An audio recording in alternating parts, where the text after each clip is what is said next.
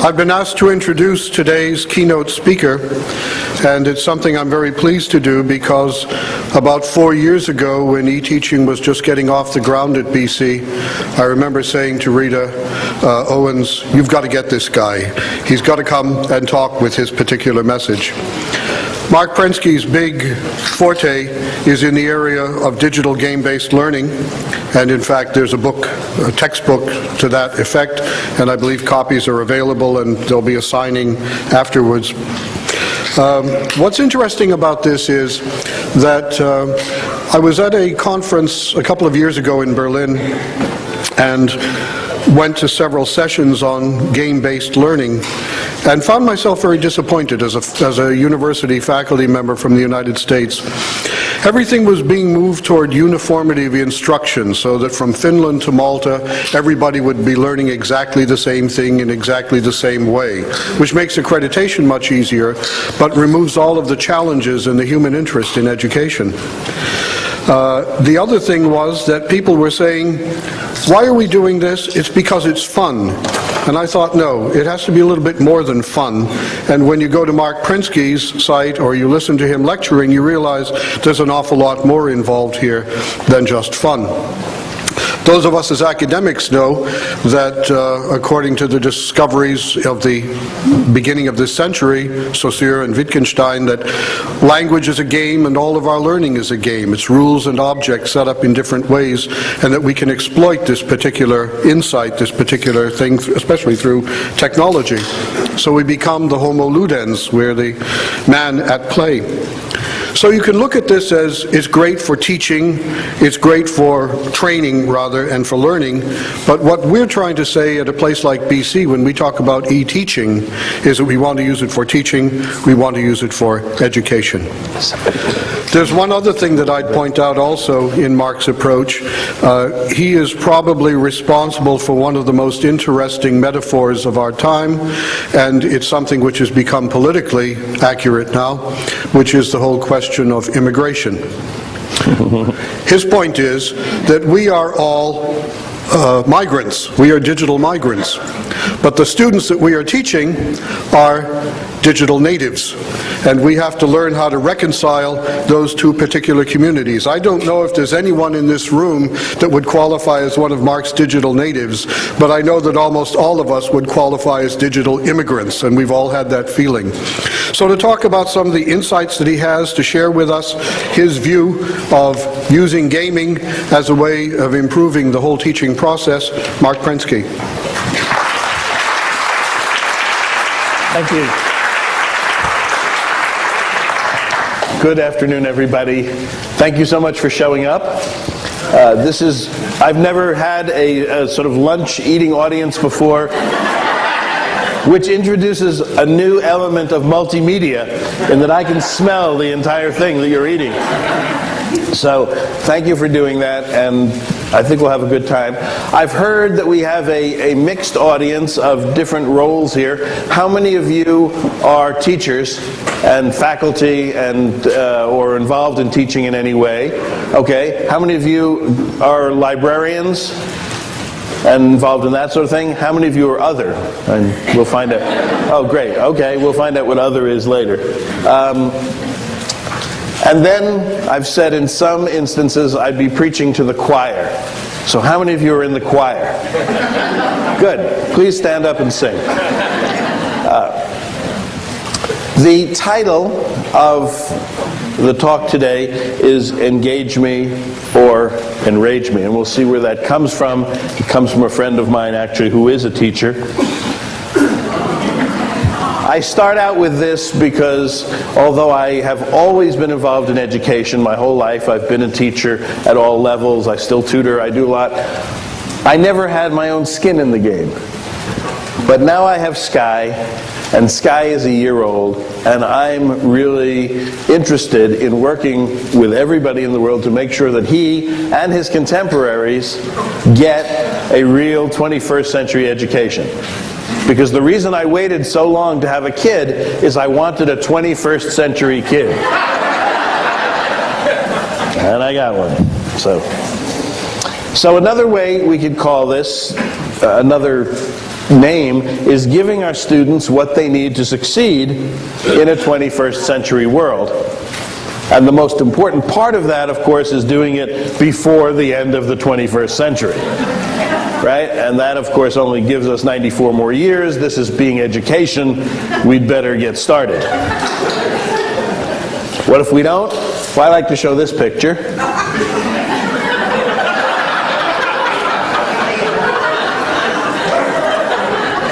And you know, the interesting thing about this is not even so much that they made a mistake, but I don't think they have a clue as to what to do about it. Right? But still, here's something even more interesting. That is not a 21st century problem. That's a 20th century problem, or before. That's a mechanical problem, right, that can lend itself to some kind of a mechanical solution. What are our 21st century problems? It's growth. It's going to be dealing with new things. It's going to be change. That's what's going to be our problem as we go forward. If we think about our lives that we've lived up till now, they've been, in terms of change over time, pretty flat. Yes, we've gone from the, horse to the moon in less than 100 years probably, or around 100 years. But in our personal lives, where we live and what we do, and in our work lives, certainly around in a school, things have not changed really much. Until, of course, the end of the 20th century, when we started getting this digital technology and this e-stuff. And that's what sort of brings us to these things where we realize some change is happening and we'd better get acquainted with it. Well, we're here, but here's what's going to happen from now on. We're going to see change happen exponentially, really, really quickly. And for those of us who haven't, of course, experienced this, it's kind of disconcerting. What about our students? What are they going to see? That's it, right? They will never have known this period of great stability in everything. They will have been used to change from the very first day that they were born. And so that same change that's threatening often to many of us is very empowering to them. And that's something we have to understand. Now, just to give you an idea, this stuff is already happening very quickly. How many of you remember when, in order to do a search, you had to choose from a list provided by Yahoo? Right? That's not too long ago. It's only a few years ago. All of a sudden, Google came along and said, you don't have to choose from our list, just type in what you want. The entire world switched overnight to Google. The iPod, still people think of it as a great thing. Kids are only interested in the VPod, the video part of it. I looked up MP3 in Google the other day, and the first article that came up was MP3, an obsolescent format. Right? They've moved to WMA and other formats that are coming along that are better. Game Boy, that wonderful Game Boy that sold hundreds of millions of copies, now the kids are playing on totally different machines. So this stuff is working and moving extremely quickly. Here's a quote from somebody recently.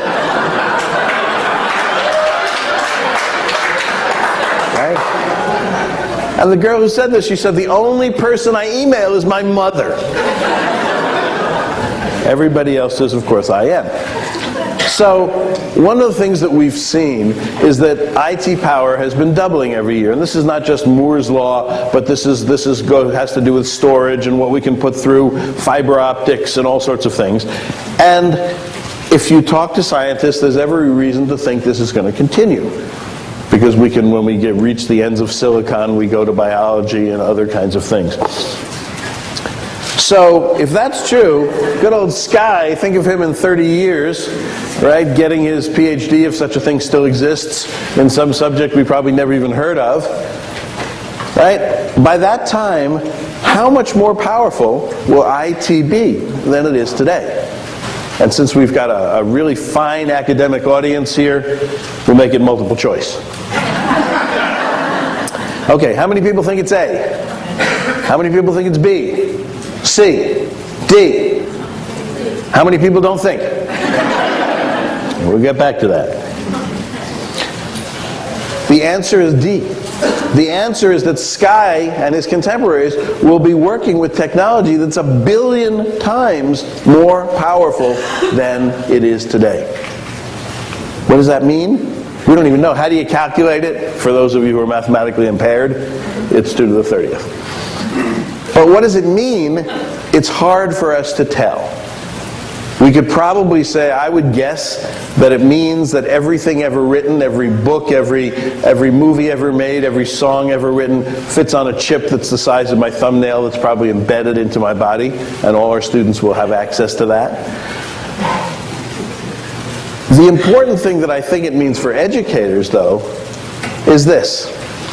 I think that up till now, one of the biggest things, perhaps the only thing, that education has been about is teaching people to solve problems that come up in life or whatever they do with the tools that we have. And every field has its tools that were invented by people we often call geniuses. In math, we have algebra and geometry and calculus. But whatever field it is, engineering has its tools, math, science, literature, every field has its tools. As teachers, we learn to use the tools, whether they're thesis writing or anything else, and then we impart those tools to our students. I think what's going to start happening in the future is we're going to start inventing new tools. And that's what the new technology is going to allow us to do. And that means that both teaching and learning are going to go through some really, really profound changes as we have to invent as we solve the problems. Now, some of us look at this stuff and we ask the question,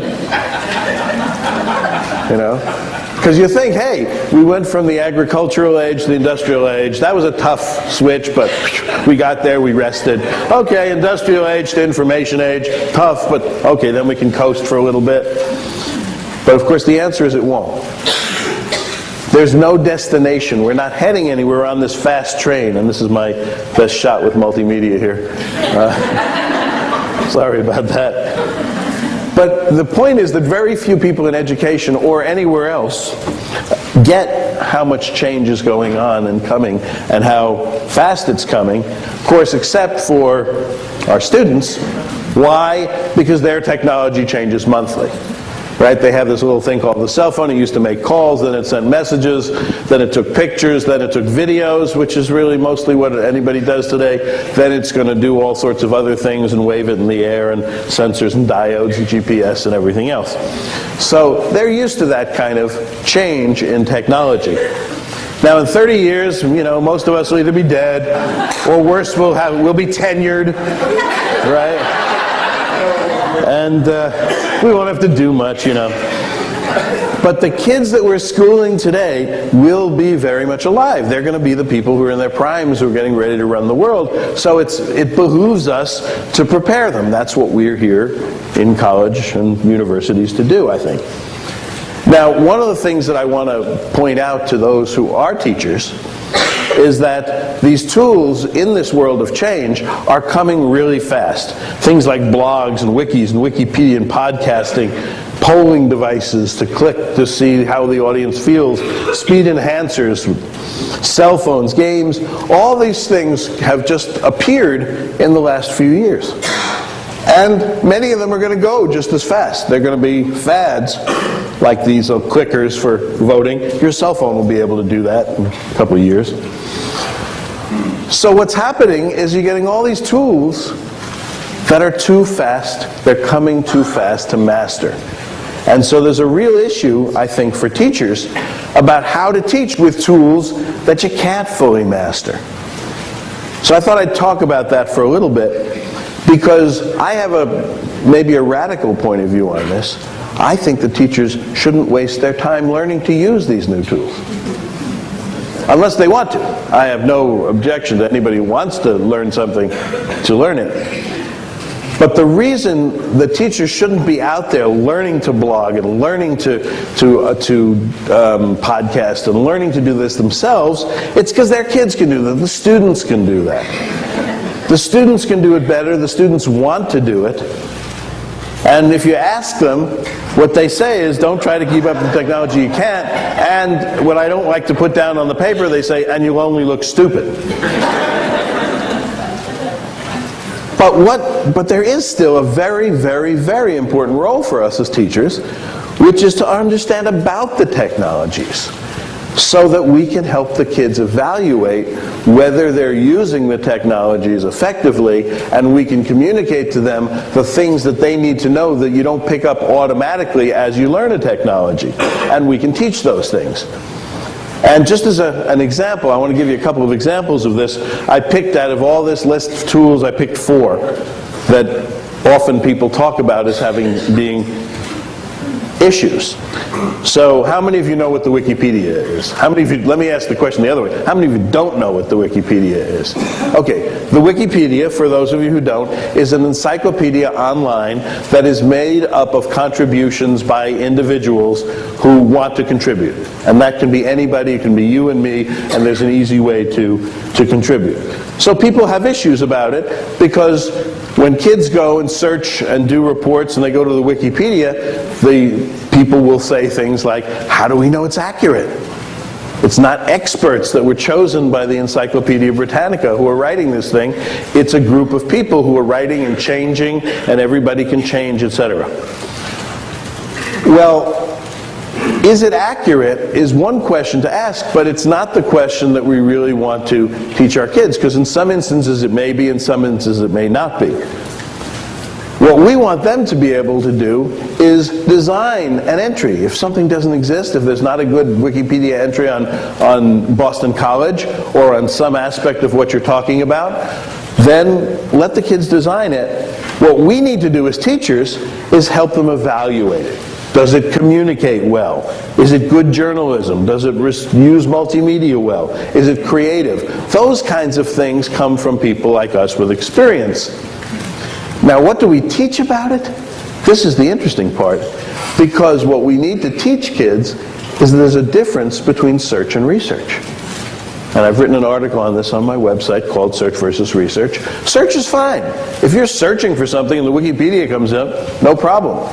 It's one of many things that you look at. If you're doing research, however, we have a tradition that has come through many, many centuries of academia about what research is and should be. The re in research, for example, means more than one source. So we have to teach people about that. Whoops.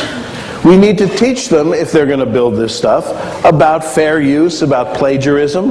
These issues are coming up. They don't automatically happen. Kids in a cut and paste world will cut and paste.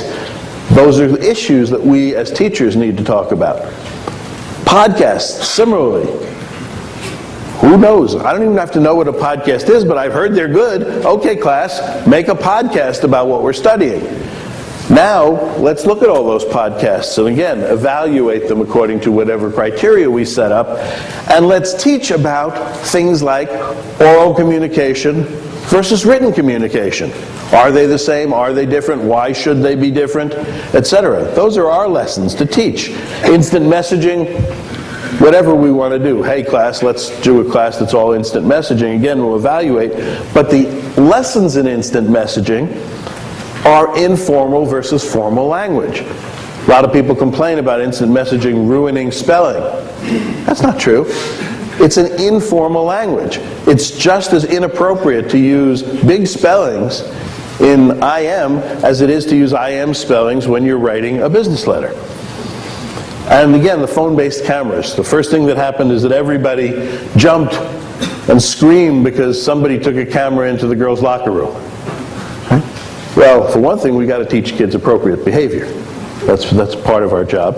Because having a camera, having every student in your class equipped with a camera, no matter what you teach, is absolutely wonderful for collecting data or for being creative. You could say take and Photoshop. To Photoshop, by the way, is a verb now. Take and Photoshop a picture that best illustrates whatever it is that you're talking about. And then you can compare again different kinds of communication.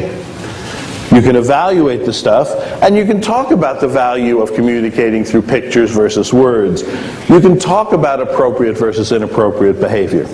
So the point of all this is to say that in the technology, we don't have to, as people who didn't grow up with it, be afraid of it, because the lessons are still there for us to teach. If we spend all our time running after this thing and trying to keep ahead of the students, we'll be wasting, I think, our time to a certain extent, again, unless we love it. Another big issue here is truth versus manipulation, because that's something that as soon as you can Photoshop a picture, you have that issue of what is true and what is truth. Now I'm going to go quickly here, as you've seen, and I call it twitch speed. That's the speed your thumbs move on the controllers. I'll be happy to make the slides available to anybody who wants them. We'll do it through BC, and also you can write to me. The real theme, that was all prologue, folks. The real theme I'm here to talk about today is engagement. And what I mean by engagement, I'm going to equate that with motivation, passion. They're not exactly the same. We can talk about the differences, but for right now, let's conflate them and think about that. And the reason I'm here to talk about that, and the reason this is so important, is because without it, there's no learning. You can motivate people with a carrot, you can motivate them with a stick, as we did for a long time, but without some form of motivation, there's no learning. But to me, the more interesting part is the opposite, which is that once a learner is motivated, there's no stopping him or her. You can put up any barriers you want, but if somebody wants to learn something, they'll figure it out. That's what's happening